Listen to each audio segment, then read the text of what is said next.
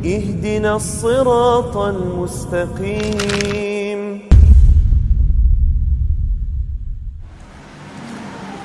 Bismillahirrahmanirrahim. Assalamualaikum warahmatullahi wabarakatuh.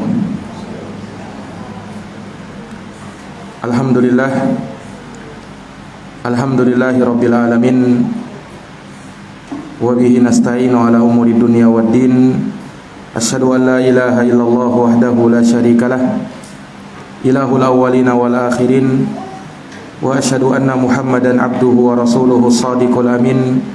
Sallallahu alaihi wa ala alihi wa sahbihi wa man tabi'ahum bi ihsanin ila yaumiddin wa sallama tasliman katsira, amma ba'd. Ayatuhal akhwat wal ummahat, a'azani Allah wa iyyakunna. Alhamdulillah, kita bersyukur kepada Allah Subhanahu wa taala atas segala nikmat dan rahmat serta karunia yang Allah berikan, sehingga pada pagi hari ini dengan taufik darinya kita dapat melanjutkan kembali pembahasan dari kitab Sifatul Mar'atis Salihah, sifat-sifat wanita salihah, yang dikarang oleh Ummu Abdillah bintu Syekh Muqbil bin Hadi Al-Wadi'i hafizahullah ta'ala, di mana kita telah masuk pada pembahasan ada mutaqdimil hawa ala tibail haqqi wal huda.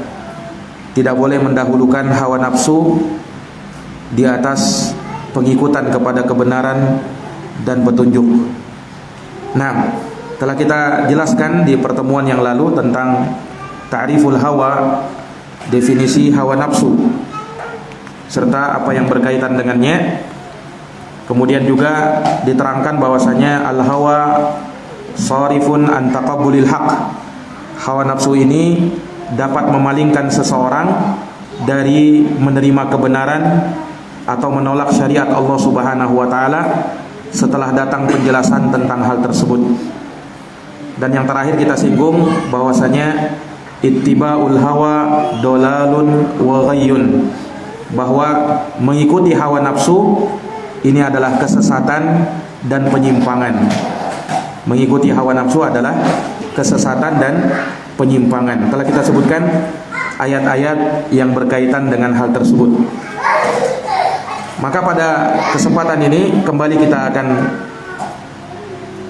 melanjutkan masih dalam pembahasan tersebut terkait dengan tercelanya hawa nafsu, dan bahwasanya terkadang seseorang bisa menyembah hawa nafsunya, seakan-akan beribadah kepada hawa nafsunya. Maka di sini beliau berikan satu pembahasan, al-hawa qad yu'bad. Hawa nafsu terkadang bisa disembah. Hawa nafsu terkadang bisa disembah. Bagaimana caranya orang menyembah hawa nafsu? Nah, di sini beliau bawakan dalil-dalil terkait dengan hal tersebut, bahwa ada manusia-manusia yang menyembah hawa nafsunya. Iya. Qala Allahu azza wa jalla fi kitabihil karim. Allah azza wa jalla berfirman di dalam kitabnya yang mulia di surat Al-Furqan ayat 43. Di surat Al-Furqan ayat 43. Allah Subhanahu wa taala berfirman, ara'aita man ittakhadha ilahahu hawahu afa anta takunu alaihi wakila. Kata Allah Subhanahu wa taala, apakah engkau melihat atau tidakkah engkau melihat kepada orang yang menjadikan hawa nafsunya sebagai sesembahannya? Tidakkah engkau melihat kepada orang yang menjadikan hawa nafsunya sebagai sesembahannya? Afa anta takunu alaihi wakila, apakah engkau akan menjadi pelindung atas dirinya? Ya, ini ayat menerangkan kepada kita bahwa di sana ada orang-orang yang waliyadzubillah sampai beribadah dan menyembah hawa nafsunya. Bagaimana itu? Yaitu tatkala dia menganggap baik sesuatu, dia menganggap baik akan sesuatu, ya, dan dia memandang itu sebagai suatu kebaikan, tetapi tidak berlandaskan dengan dalil dari Al-Quran atau Sunnah. Dia menganggap baik berdasarkan hawa nafsunya, sehingga dia menjadikan anggapan baik tersebut sebagai agama dan pendapatnya. Iya, maka ini dari ittiba'ul hawa, mengikuti hawa nafsu. Sebab di dalam agama ini, agama kita tidak berdasarkan perasaan atau anggapan baik. Agama kita berdasarkan wahyu dari Allah Subhanahu wa taala. Makanya Allah berfirman, "Afaman zuyyina lahu su'u amalihi fara'ahu hasanan fa innallaha yudillu may yasha wa yahdi may yasha." Kata Allah, apakah orang yang dihiasi untuknya buruknya amal perbuatannya, lalu dia menganggap baik perbuatan buruk tersebut, apakah pantas bagi dia untuk melakukan tersebut? Maka sesungguhnya Allah menyesatkan siapa yang dia kehendaki dan memberi hidayah kepada siapa yang dia kehendaki. Ini ayat menunjukkan kepada kita bahwasanya ada orang-orang yang menganggap baik suatu perbuatan buruk, dan itu tidak lain dan tidak bukan karena ittiba'ul hawa, mengikuti hawa nafsu. Makanya tidaklah perbuatan bid'ah dijadikan sebagai bid'ah di dalam agama, dianggap sebagai perbuatan baik padahal itu buruk, melainkan dikarenakan ittiba'ul hawa, mengikuti hawa nafsu. Iya, hawa nafsunya berpandangan bahwasanya bid'ah itu adalah baik. Padahal yang namanya bid'ah itu sesuai sabda Nabi, kullu bid'atin dolalah. Setiap bid'ah itu adalah kesesatan. Maka tidaklah seseorang menganggap baik suatu bid'ah, melainkan dia telah mengikuti hawa nafsunya. Dia telah mengikuti hawa nafsunya. Dan telah berlalu bahwasanya para ulama menamakan ahlul bid'ah, para pelaku bid'ah itu sebagai ahlul ahwa, para pengekor hawa nafsunya. Nah, ini menunjukkan bahwasanya terkadang hawa nafsu itu bukan hanya dipakai untuk berbuat maksiat. Terkadang hawa nafsu juga dipakai dan dimanfaatkan untuk berbuat bid'ah di dalam agama. Syaitan apabila tidak bisa menyesatkan manusia dari jalur maksiat kepadanya, maka syaitan akan mempergunakan jalur bid'ah.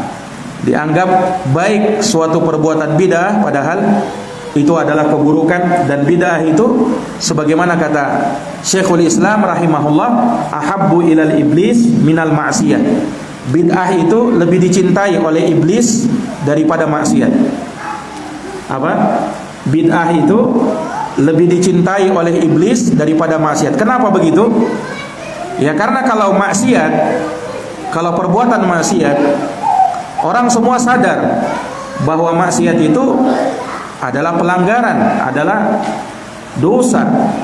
Sampai orang yang melakukannya pun paham sebenarnya bahwasanya yang dia lakukan itu tidak boleh, itu dosa. Berbeda dengan bid'ah. Kalau bid'ah, orang tidak merasa berdosa mengerjakannya. Bahkan dia beranggapan bahwa akan mendatangkan pahala. Nah, inilah berbahayanya bid'ah itu. Jadi ada orang berbuat dosa tetapi dia tidak merasa berbuat dosa. Nah, itulah perbuatan bid'ah di dalam agama. Nah, maka itu adalah perkara yang sangat berbahaya. Iya. Kemudian boleh sebutkan dalil yang kedua mirip dengan itu, terkait dengan adanya orang-orang yang menyembah hawa nafsunya. Kalau tadi dalam surat Al-Furqan ayat 43, kalau ini dalam surat Al-Jathiyah ayat 23. Surat Al-Jathiyah ayat 23. Allah berfirman, wa qala afara'aita man ittakhadha ilahahu hawahu wa adallahu Allahu ala ilmin wa khatama ala sam'ihi wa qalbihi wa ja'ala ala basarihi ghishawatan faman yahdihi min ba'dillahi afala tadakkarun. Kata Allah Subhanahu wa taala, tidakkah engkau melihat kepada orang yang menjadikan hawa nafsunya sebagai sesembahannya. Lalu Allah Subhanahu wa taala menyesatkan dia di atas ilmu. Dan Allah Subhanahu wa taala menutup pendengarannya dan hatinya dan menjadikan ada penutup pada pandangannya. Maka barang siapa yang diberi hidayah setelah Allah Subhanahu wa taala, atau siapakah yang mendapatkan hidayah setelah Allah menyesatkannya, afala tadakkarun, tidakkah mereka mau mengambil pelajaran dan mau mengingat? Ini juga menjadi dalil bahwa di sana ada orang-orang yang menyembah kepada hawa nafsunya, wal iyadu billah. Dan dengan hal tersebut dia pun menjadi orang yang tersesat. Bahkan terkadang dia tersesat di atas ilmu yang dia miliki. Ya, dikarenakan dia lebih memperturutkan hawa nafsunya ketimbang ilmu yang dia miliki. Harusnya ilmu membimbing dia untuk menyampingkan hawa nafsunya, menolak segala hawa nafsunya, tetapi dia lebih terpedaya dengan hawa nafsunya ketimbang ilmu yang dia punya. Akhirnya dengan sebab itu Allah Subhanahu wa taala menghukum dia, sehingga Allah tutup pendengarannya, Allah tutup penglihatannya, Allah tutup mata hatinya, sehingga sangat sulit untuk bisa menerima hidayah dari Allah Subhanahu wa taala. Di sini beliau bawakan ucapan Al-Imam Ibnul Qayyim rahimahullahu taala di dalam kitabnya I'lamul Muwaqqi'in pada jilid 1 halaman 106. Di dalam tahqiq Muhammad Abdus Salam, kata Ibnul Qayyim rahimahullah, al-bid'u wal hawa huma aslu kulli syarrin. Kata Imam Ibnul Qayyim, bid'ah-bid'ah dan hawa nafsu keduanya merupakan pokok dari segala kejelekan. Bid'ah dan hawa nafsu itu keduanya adalah pokok dari semua keburukan. Wa fitnatun wa balaun, dia pokok dari semua fitnah dan musibah. Itu ada pada bid'ah dan mengikuti hawa nafsu. Wa bihima kudzibatir rasul, dengan keduanya lah, yaitu bid'ah dan hawa nafsu, para rasul itu didustakan oleh kaumnya. Wa usiyar rabbu, Rabb kita Allah Azza wa Jalla akhirnya dimaksiati. Wa dukhilatin nar, dan neraka akhirnya dipenuhi dan dimasuki oleh orang-orang yang berhak untuk masuk ke dalamnya. Dikarenakan apa? Hawa nafsu dan bid'ah.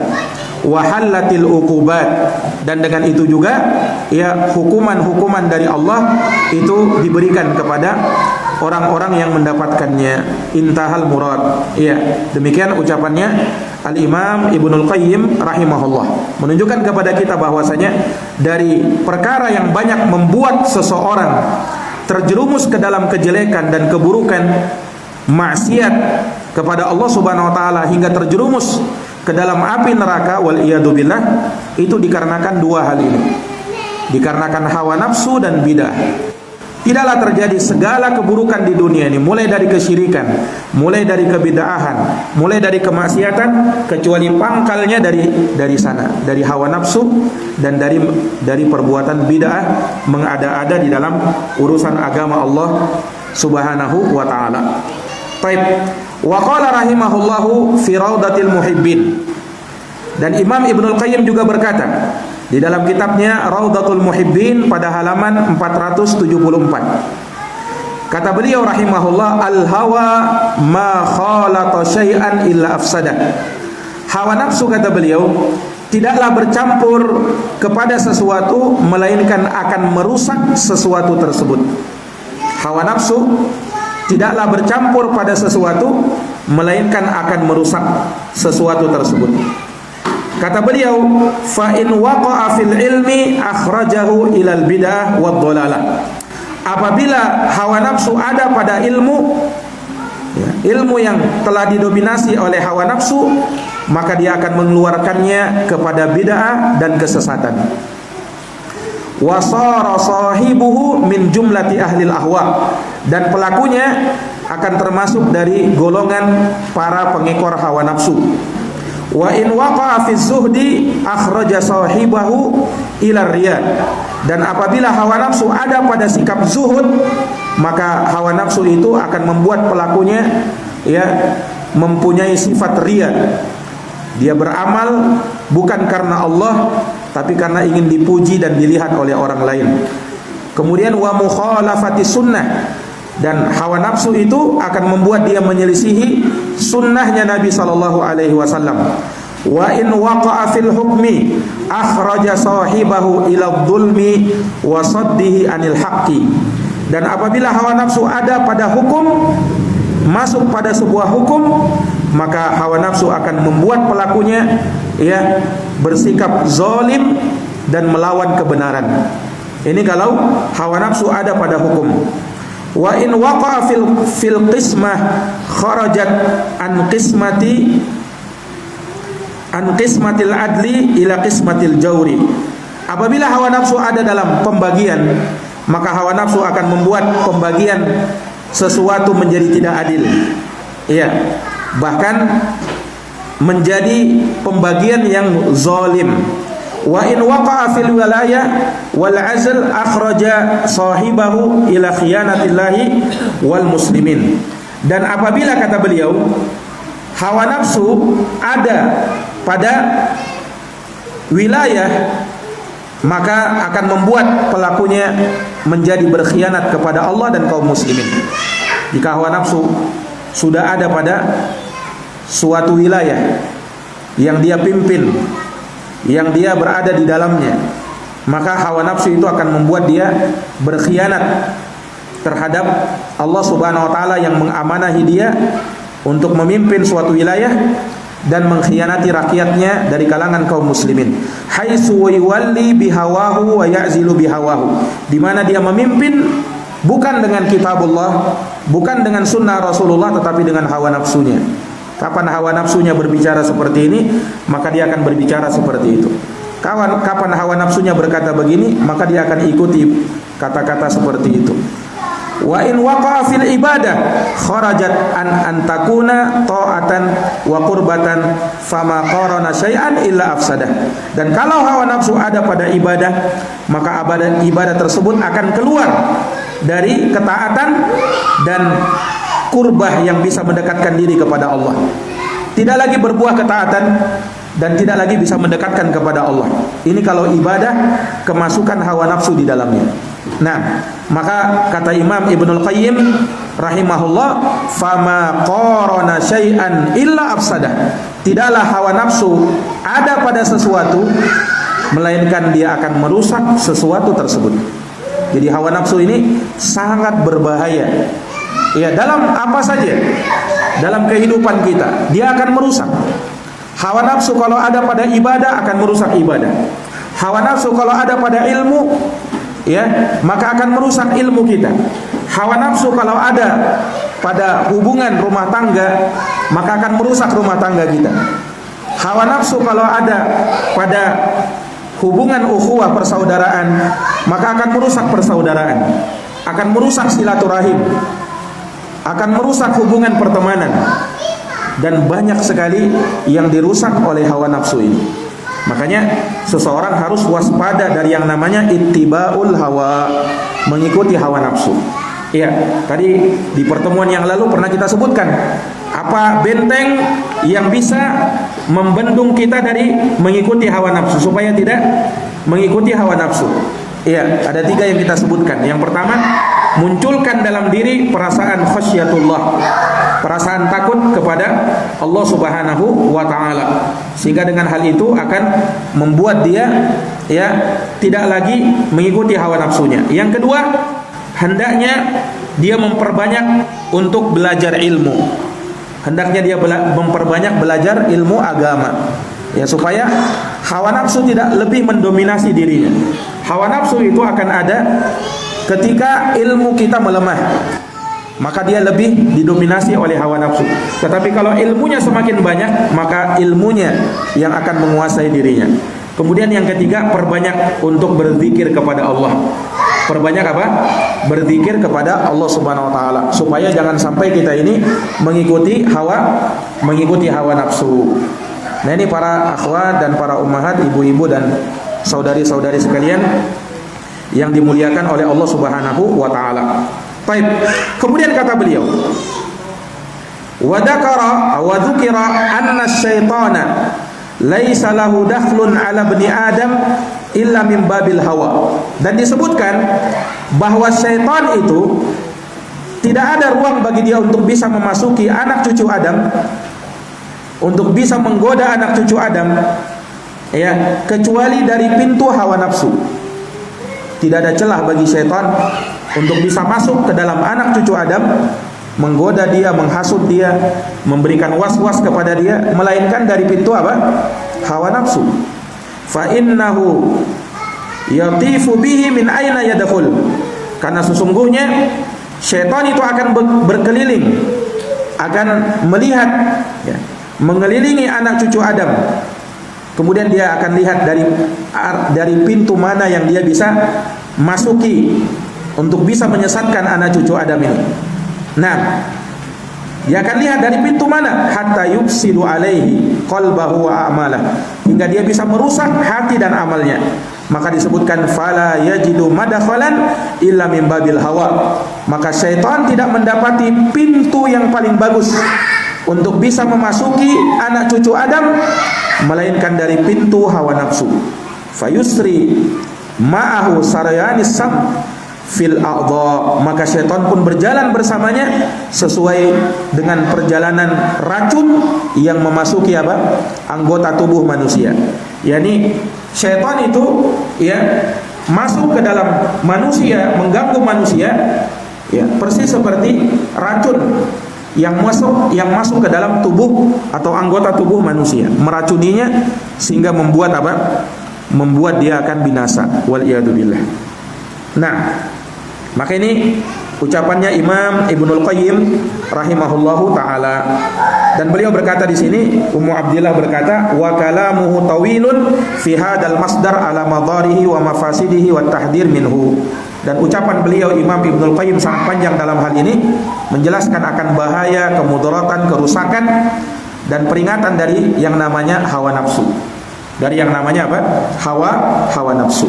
Iya, maka kita harus waspada, jangan sampai sekali lagi memperturutkan yang namanya apa? Hawa nafsu. Hawa nafsu tidak ada pada sesuatu kecuali pasti akan keburukan. Nah, ayatuhal akhwat wal ummahat, a'azani Allah wa iyyakunna, para ibu-ibu dan saudari-saudari sekalian yang dirahmati oleh Allah. Kemudian di sini beliau berikan pembahasan lain masih berkaitan dengan hawa nafsu. Kata beliau, sur'atu nufudil hawa fi sahibihi. Cepatnya pengaruh hawa nafsu pada pelakunya, pada diri seseorang. Hawa nafsu akan apa? Cepat mempengaruhi seseorang. Iya, hawa nafsu itu akan cepat mempengaruhi apa? Mempengaruhi seseorang. Baik, di sini beliau sebutkan akhraja Abu Daud fi sunani.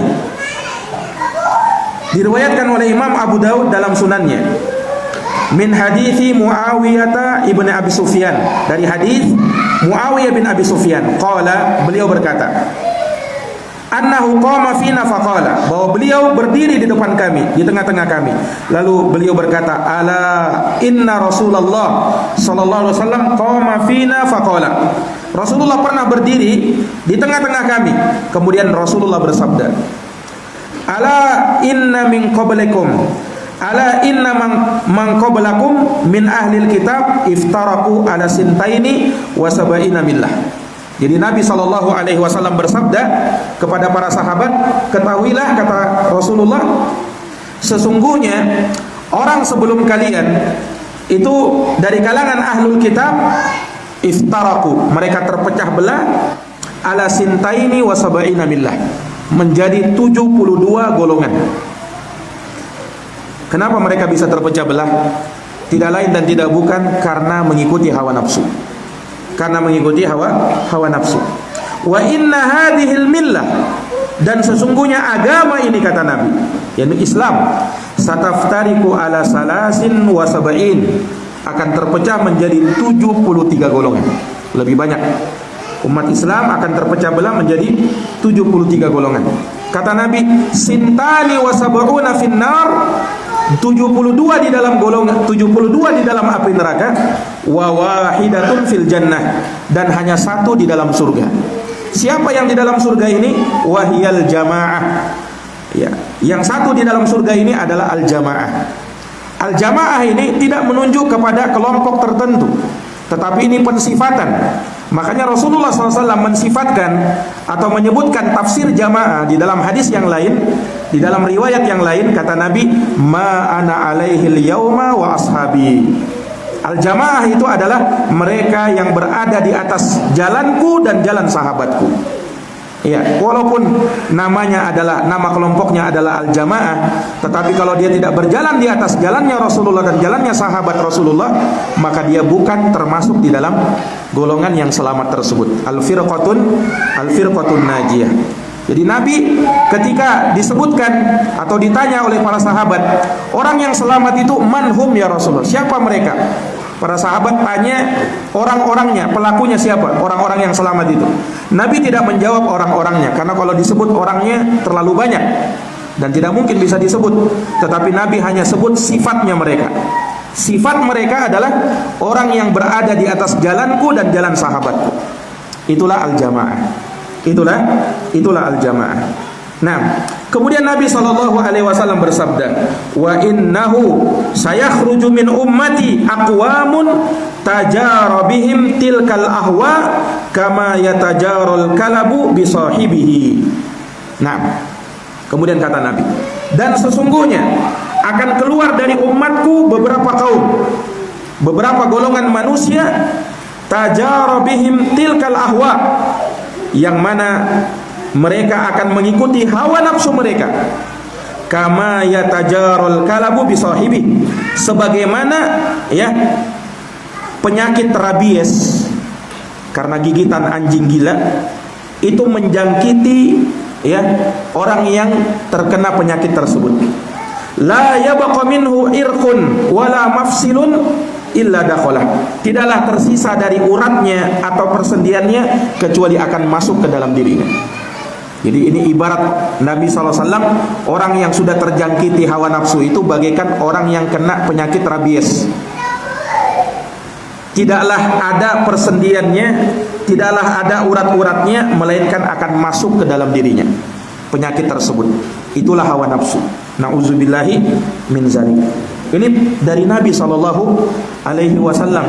Disebutkan oleh Imam Al-Khattabi, qala Al-Khattabi fi ma'alimi sunan, dalam ma'alimi sunan Al-Khattabi berkata, qauluhu kama yatajaral kalabu bi sahibihi, sebagaimana penyakit rabies itu menjangkiti orangnya. Al-kalabu da'un ya'ridu lil insani min 'addatil kalab. Kalab itu maksudnya penyakit yang bersumber dari gigitan anjing. Kalau kita bahasakan sekarang, penyakit rabies. Nah, ini bahayanya hawa nafsu. Jadi umat Islam pada hari ini tidaklah terpecah belah sampai pada hari ini, melainkan apa?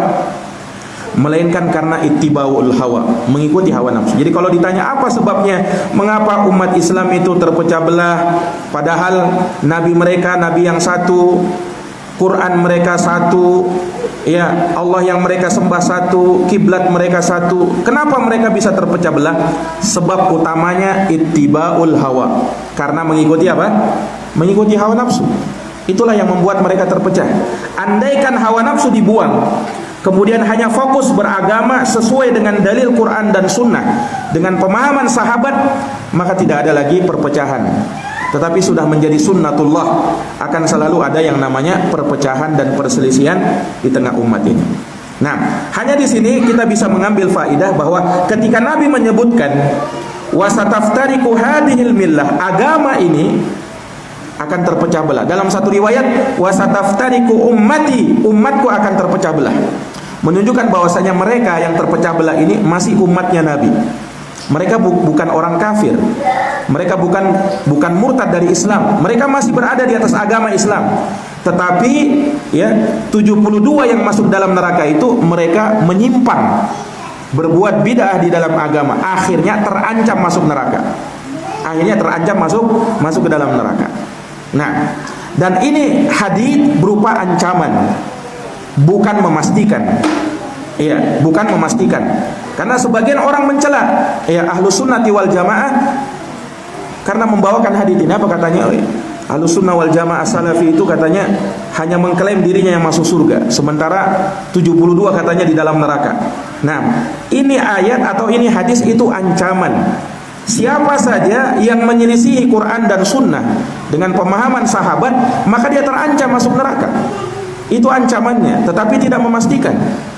Kalau misalnya dipastikan, kalau kamu pasti masuk neraka kamu, ini tidak bisa. Karena urusan neraka, surga dan neraka itu bukan urusan kita, itu haknya Allah Subhanahu wa taala dan hanya Allah yang tahu. Tetapi ancaman boleh kita berikan, boleh kita sampaikan kepada siapa saja yang menyelisih Al-Quran dan Sunnah dengan pemahaman salafun saleh, dengan pemahaman para sahabat Nabi Sallallahu Alaihi Wasallam.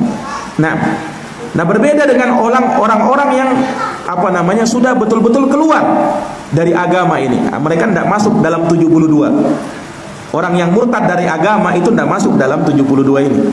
Atau sebagian golongan seperti kata para ulama, kelompok Syiah Rafidhah itu tidak masuk dalam 72 golongan. Kenapa? Ya, maksudnya karena mereka sudah jauh. Mereka bukan umatnya Nabi SAW. Kalau 72 ini masih umatnya Nabi. Masih umatnya Nabi, tetapi mereka menyimpang. Nah, terancam dengan api neraka. Tetapi golongan yang lain kayak Ahmadiyah, Syiah Rafidhah, ini tidak masuk ke dalam 72 golongan sebab mereka bukan umat Islam. Iya, mereka bukan dari ummatul Islam. Nah, ini para hadirin yang dirahmati dan dimuliakan oleh Allah. Dan dari hadis ini juga menunjukkan kepada kita bahwa mereka yang selamat itu jumlahnya sedikit, bukan banyak. Perhatikan, dari 73 yang Rasulullah kabarkan umat beliau terpecah menjadi 73 golongan, ternyata yang selamat cuman satu golongan saja. Nah, satu golongan ini siapa? Satu golongan ini bukan menunjuk kepada kelompok tertentu, bukan klaim ya orang-orang tertentu. Oh, sayalah al-jamaah itu. Tidak. Ini pensifatan.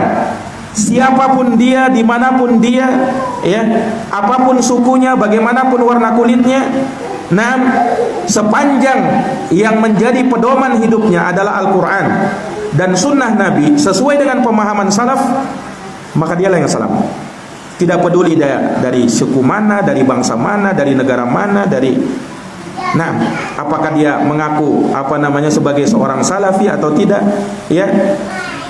Kapan dia beragama di atas hal tersebut, maka dialah yang selamat.